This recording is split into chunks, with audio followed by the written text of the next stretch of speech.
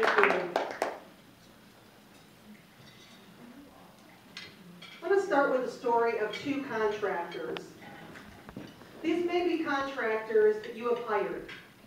So let's take a look at contractor number one, Joe.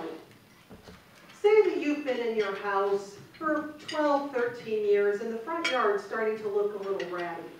You know, you're getting some crabgrass, maybe some bare spots, and it's time to just get a little pickup. So Joe had left a flyer in your mailbox, so you call him and he comes over and you just say, listen, all I want is some little patchwork so that the grass looks good. But Joe's passionate and he loves what he does, and he gets you so excited that not only do you replace the entire lawn, not only do you put in 2 gardens, 3 full-grown pine trees, but you decide to widen your driveway by 1.5 feet on each side. You are so excited because it's the beginning of May, and Joe tells you the job's going to be done by the end of May. You're elated.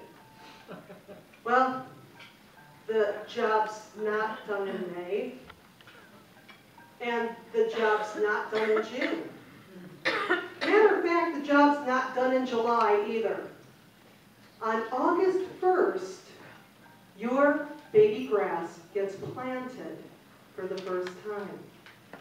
As engaged as you were with Joe at the beginning, feeding on that enthusiasm that he has for his business as a landscaper, are you engaged now? If somebody says, wow, your grass looks great, would you give the referral? Or would you give the referral with a disclaimer? So let's take a look at contractor number 2. This same couple a year later says, let's go. And you are the same couple. The next year you decide that you're going to spruce up the outside of your house, including putting in new windows. And I will apologize in advance to anybody that sells windows or loves somebody that sells windows. So you call up the major window manufacturers and they come over and they make it a contest to see how long they can stay in your house without an order. Sometimes it's 4 hours, sometimes it's 6 hours, but they're there. And by the time you get done with them, you know everything about glass that you can possibly know, and you are burnt out. But you go to a networking meeting and you meet Tom. And Tom seems like a decent guy, and he's got a remodeling business, and he does some windows. So, okay, Tom comes over, and he's really nice, and you like what he has to say, and he's there for, you know, an hour or two sharing his knowledge with you, and he leaves. A couple days later, though, you get a thank you note in the mail for the opportunity to quote your business. And then you start looking, and Tom called to follow up, see if you have any questions, and you decide to go with Tom. So for most contractors, maybe the story ends there. Not with this case. When Tom's guys came, the first thing they did when they walked into your house was they put on the little booties. Cool. You're not going to mess up my carpet. And then, when they put in the windows and they're all installed, they actually went window by window and opened up and closed the windows 3, 4, 5, 6, 8 times. What are you doing? Well, they wanted to get out the little pieces of insulation that had come down, and they wanted to vacuum it, making your house even nicer than it was to begin with. So, are you engaged now?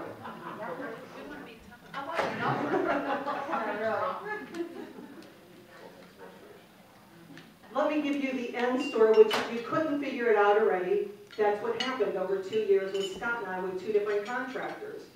The first one, Joe, is not his real name, and I would never give him a referral without that disclaimer. Tom, on the other hand, it is his real name. The 3 referrals that Scott and I gave him led to 3 more referrals, and the referrals keep coming. As a matter of fact, in September, he put in windows in my neighbor's house across the street. That one little attention to detail of vacuuming up the extra insulation led to over $100,000 in business that it cost him no money to get. And it was that attention to detail. So what can we do to create that form of engagement with our customers? Because let's face it, customers are fun. New customers are great to get. But unfortunately, because we have such a focus on bringing in new customers, that we don't always pay attention to the ones that we have had for a while, the easy ones.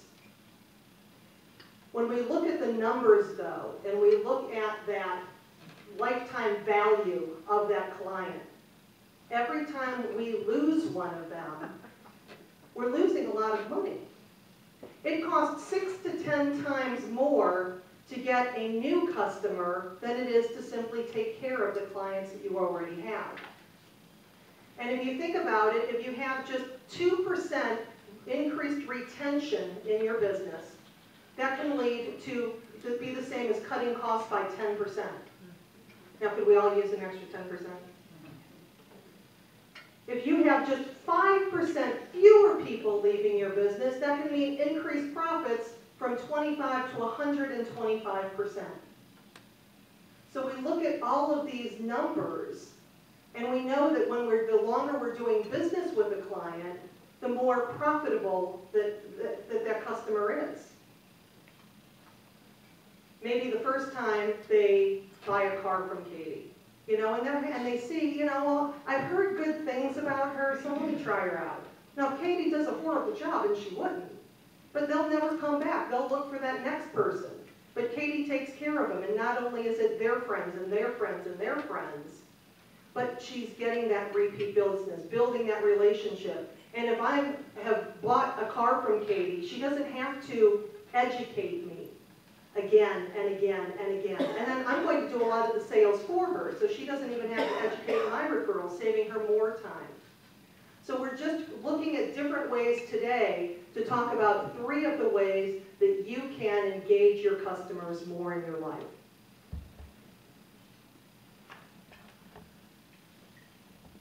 And it's not always easy when you have customers. Things happen. A lot of things outside your control. As a matter of fact, the interesting thing that I didn't tell you about, Tom, is some of those windows, it was 3rd time the charm.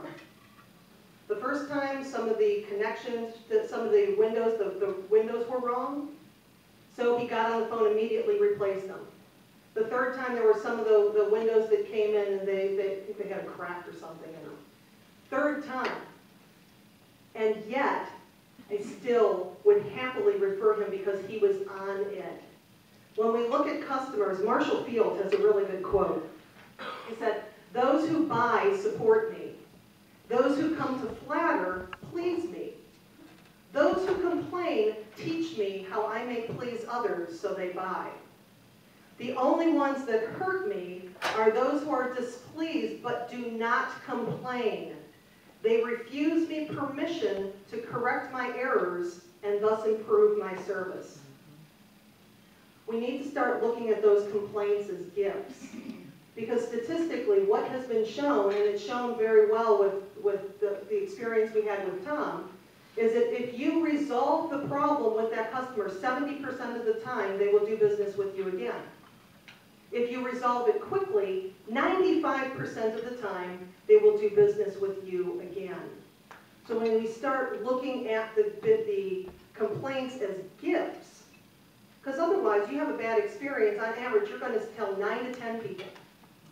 And there's actually about 20%, about 13% of the people that are going to tell 20 people or more how bad your service was. Well, Lisa, what if they yell at me? Then learn from the experience and move on. So what are some of the things that we can do to create that type of engagement? There's 3 of them that we're going to talk about today because they're easily implementable. The first one is to look for additional ways that you can be of service. This may be if you see an article online that you think may be of interest to one of your clients. Hey, I thought that you would find this interesting, and just send it to them.